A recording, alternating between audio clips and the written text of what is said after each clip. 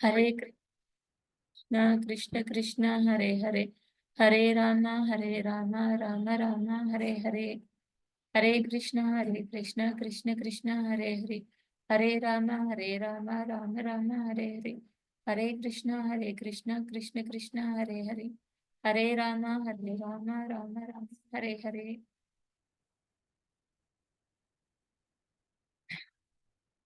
Yeah. So last class, yesterday, so I discussed about the sloka of 2.47, that one, perform duties for the spiritual purification or for the sense material gains. So means so whatever the work we are doing in this material world, so it is our duty to so that if you perform our duties properly, so that it will help us that one uh to purify ourselves. Spiritually. So the goal of human life is that one, to develop the higher consciousness so that we can come out of from this cycle of birth and death. So that we have to do. So that is why we are doing our duties. So that our spiritual things, we can purify ourselves as a spirituality, because we have been forgetting our whatever the relationship. So forgetting our connection with the Lord. So that the human life will help us that one to revive our relationship with the Lord. So for that we have as we are in this material world, so there are some duties to perform that one. So today's our shloka is that one, 2.59. So that is that one. Practice of bhakti is the higher taste. So the bhakti will produce our higher taste. How it can bhakti will produce the higher taste? We'll read this one today from our today's shloka. So today's shloka is, so can any one of you mute and you can repeat with me? Unmute yourself and you can repeat with me. Vishya Vinivartante.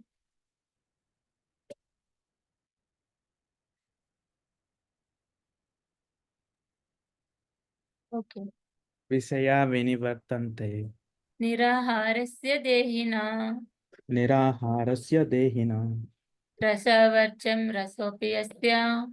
Rasavrajam rasopyasya. Param drishva nivartate. Param dristva niratvate. Yeah, thank you so much. So here it is explaining that Vishya. So means objects for the sense enjoyment. Vinivartante. So are practiced for to be refrained from. Niraharasya. By uh, by the fiction. Dehina for the embodied. So rasavajam, giving up the taste, rasa, sense enjoyment.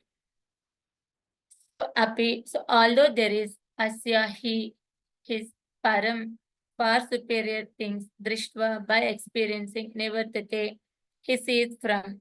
So which means translation. Though the embodied soul may be restricted from sense enjoyment, so the taste for the sense objects remains, but ceasing such engagement by experiencing a higher taste, he is fixed in consciousness. So here what the translation is saying that one. So normally when we come to bhakti, we'll say like you have to restrict yourself, you have to restrict your enjoyment. So then only can able to do bhakti and all. So when Arjuna asked that one, what are the qualities of a Sthita Prajna? So that uh, Krishna is answering. So the person who is neutral and equal in all the situation and equal to everyone. So that person we can call it as a Sthita Prajna. So then how we can develop higher taste and how we can give up the sense enjoyment. So for that Krishna is giving the answer like, yes, there are many yogis and rishis, everybody is there. So they are restricting themselves by doing some austerity and all. So like some Ashtanga yoga like that. So, but still, though they are forcefully controlling themselves, but the taste for that enjoyment. Suppose say one example like uh, suppose if any the person who has the habituate of smoking, so when he has got some disease as in okay, so he has gone to hospital. So for that time, doctors told that one you should stop smoking until then only your health will get cured. So he's forcefully stopping the cigarette, but he has the taste of object of enjoyment. So before doing right, one go that there only.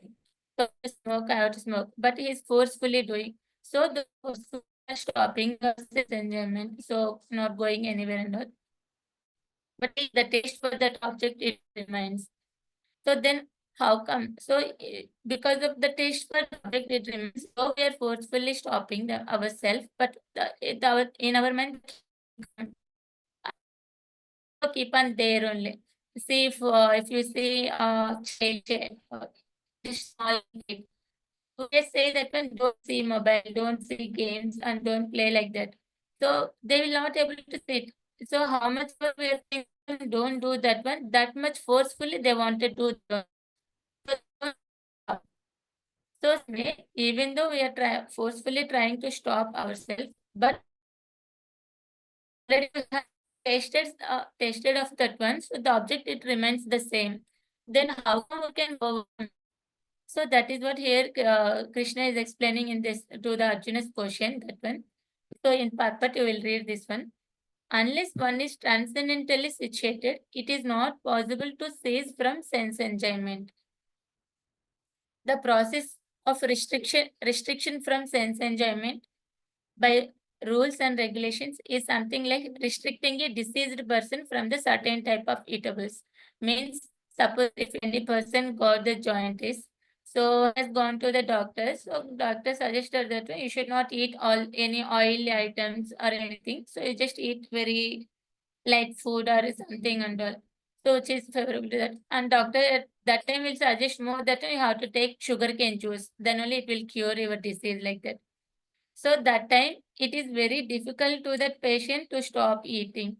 So that time only he will get more of desire that one you have to I have to eat more, I have to eat more.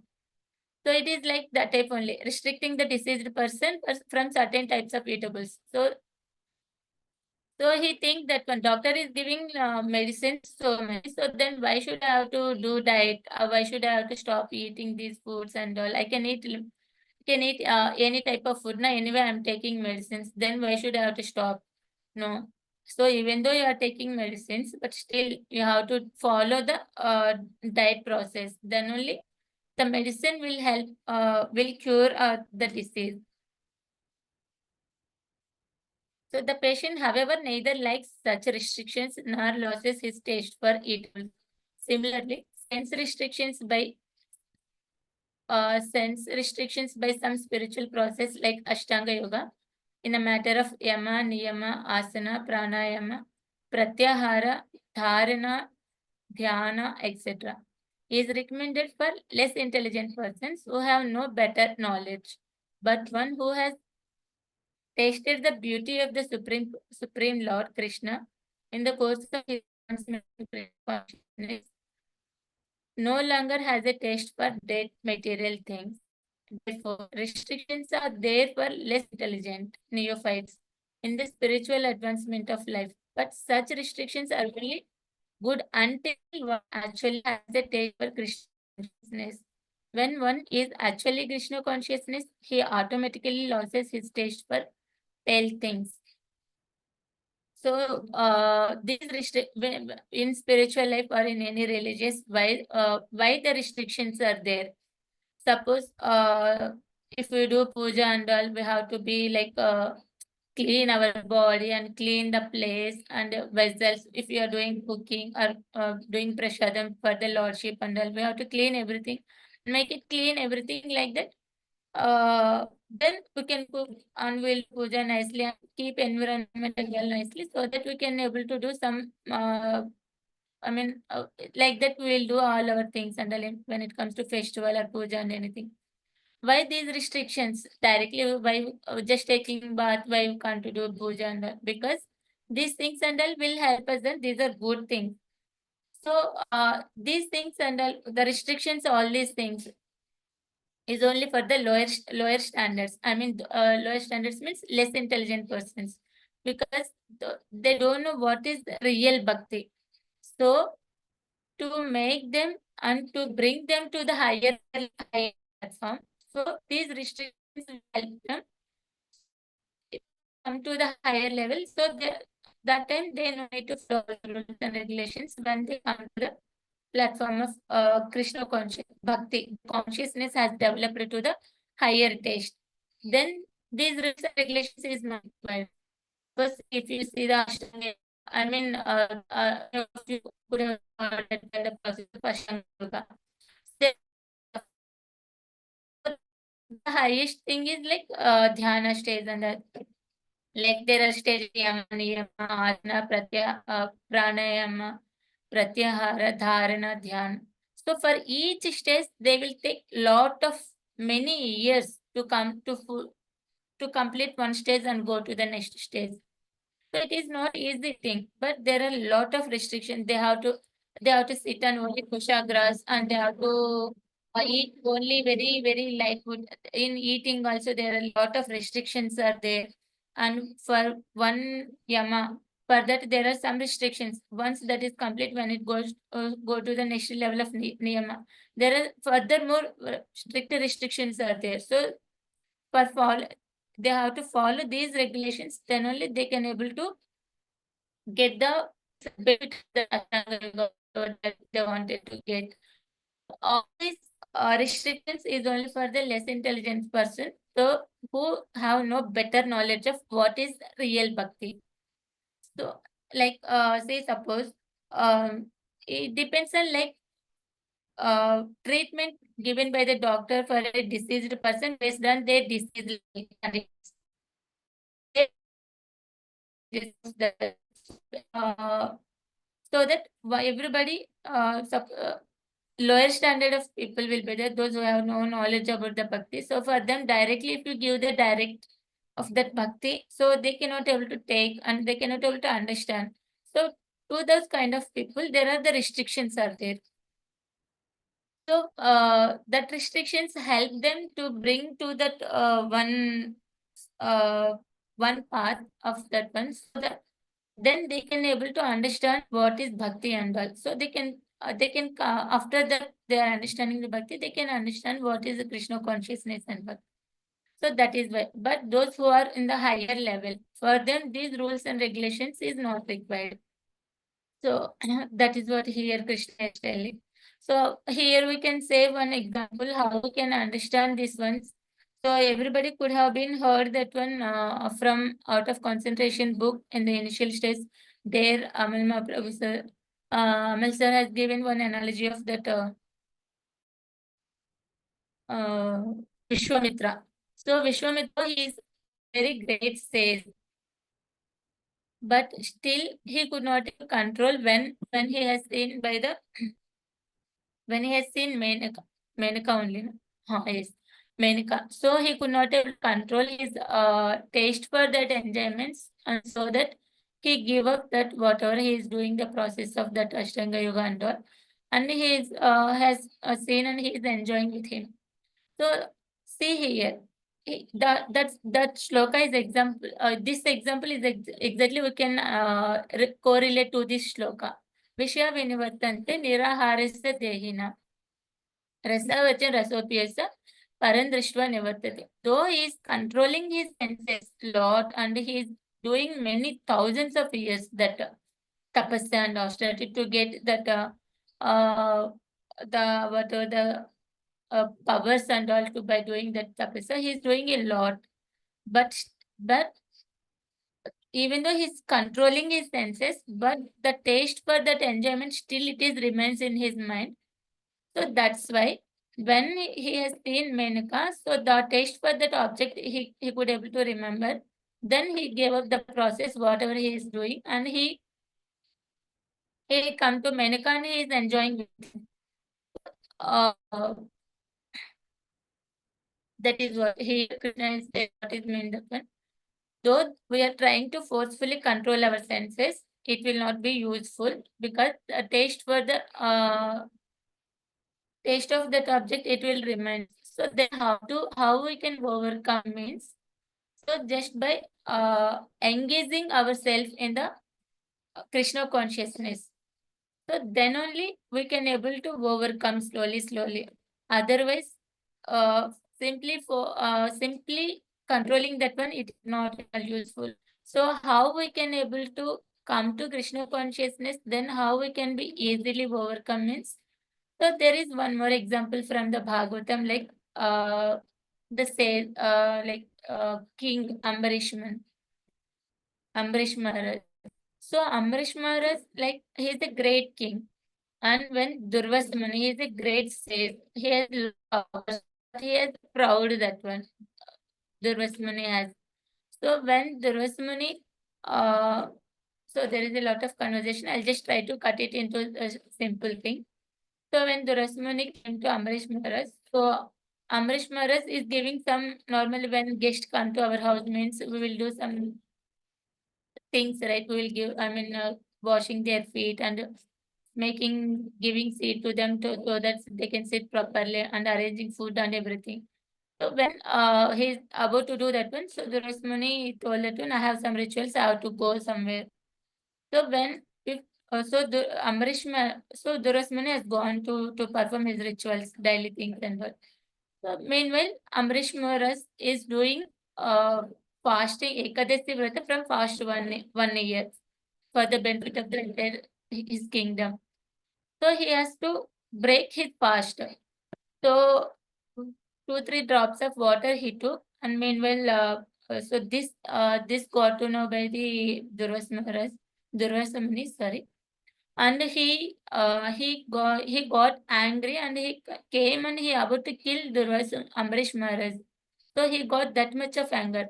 So he has lot of powers, but he has not come to that higher taste of that this. So that's why when Amrish Maharaj drank 3 drops of water without honoring to me. So then he got so much of angry and he tried to curse and kill him, that Amrish Maharaj. But Amrish Maharaj didn't get any angry because Amrish Maharaj, his consciousness always be in the mood of servant of Krishna. So he's always thinking about Krishna. So that's why he didn't get angry and he accepted his mistake also. But Durvasmuni, he just control his senses. But that the object of the thing is sense enjoyment, still it is remains. So, but Durvasmuni didn't came to that higher level of that bhakti. That's why he could not able to restrict his anger. Though on the face it is uh, trying to be like he has controlled everything. So then, how come Amrish Maharaj got that much of higher taste? Because and for that he is Savai Mane Krishna Padara Vindya. So his mind always be in the thought of Krishna.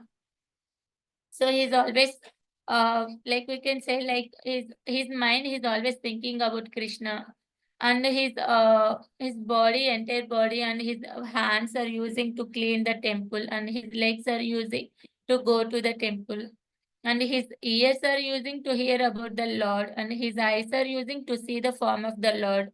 So in that way, entire limbs he is using in the service of Krishna. So always 24 hours, whatever the activity, it doesn't mean that when he is giving up his duties of this taking care of the kingdom, he's only engaging in this Krishna service. No, while performing his duties, so as a king he has many duties to take care of his kingdom and all, and the people in the kingdom, but still 24 hours he is engaging in Krishna consciousness, always thinking about Krishna. So how come? So whenever there is an opportunity, so when he is talking with the people, when he is solving everything, and he is always talking about Krishna and sharing about the pastimes of Krishna.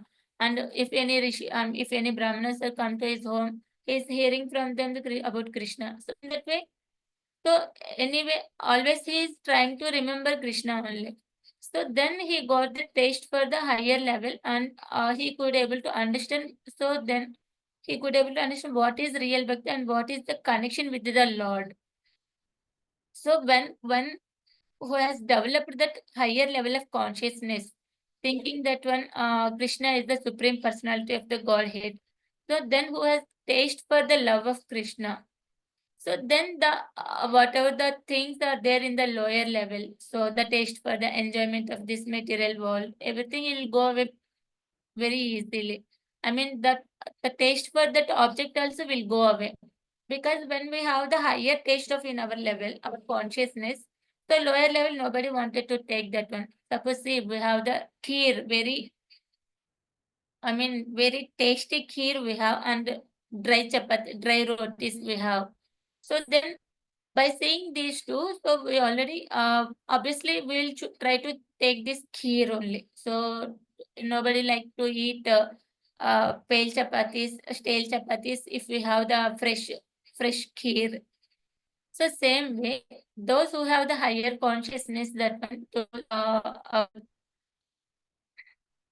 understanding the love for, understanding who is Krishna and all, and who is the supreme personality of the Godhead, and developed love for Krishna. So for them to give up this taste for the lower level of material thing, so whatever the thing they have the desires of that one, so it is easy for them to give up. So if we want to give up the taste for the objects of the sense enjoyment, so their consciousness has to be go beyond that level. So uh, how they can come means only the bhakti. So bhakti produces higher taste. Other than bhakti, nothing will produce a higher taste in this material world. So that is what Krishna is saying. So until unless you will taste the higher thing, you cannot able to give the lower taste. So the so that is why even if you want to stop the child, don't do mischievous activities. We have to engage that child into the good things. Then only child will forget that mischievous activities to do. He will stop. The same way, if we want to come out from the taste for the sense enjoyment and everything. So we have to get the higher taste. So that higher taste is bhakti. Bhakti only uh, purify our heart, give the higher taste for that one. Yeah, yes, we'll stop here. So if you have any questions or if you wanted to get more clarification, please let me know. And please forgive me if I spoke any wrong thing.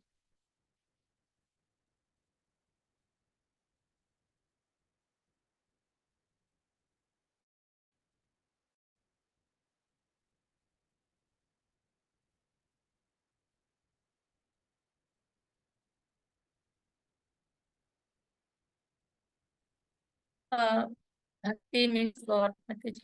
So bhakti means what? Bhakti is like it's kind of like the showing our love to the Krishna. So bhakti means service, our love.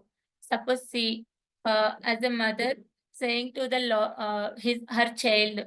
So it's kind of like I love you. I'm loving you. I'm loving you. It's she is simply saying like I'm loving you. I'm loving you. No, the needs of the child will not fulfill. So love means she is serving. So whatever the needs of the child is required, she is serving. In that way, she is showing her love to Krishna. So even the bhakti also showing our love to Krishna. That is what only the bhakti. How we can show our love to Krishna means how a mother or a father showing their love on Krishna by serving the child. Same way, by serving the Lord, we can show our love to Krishna. That is what only the bhakti. Bhakti is like it's kind of showing our love to the Krishna by through service. Service means it's kind of anything. So whatever possible way we can able to do to the Lord. So that is fine.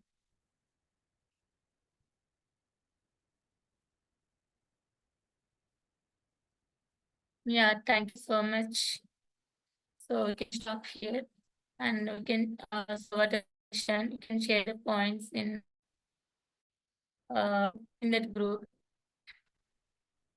Thank you so much.